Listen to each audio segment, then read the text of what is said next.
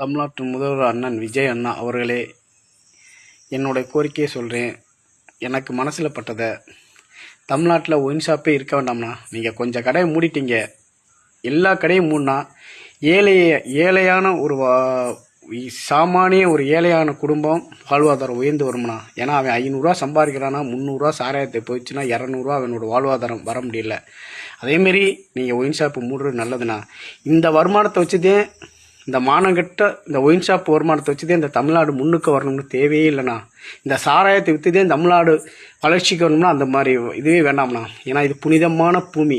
இந்த புனிதமான பூமியில் நிறையா பேர் பிறந்த பூமி. கட்டபொம்மன், ஊமத்துரை, வீரன் அழகுமுத்துக்கோன், தீரன் சின்னமலை, வேலி நாச்சியார், அதேமாரி சேரன், சோழன், பாண்டியர்கள், கண்ணகி எல்லாமே பிறந்த பூமிண்ணா. இந்த சாராயத்தை விற்றுதே தமிழ்நாடு பிழைக்கணும்னா அப்படி வேண்டாம்ண்ணா.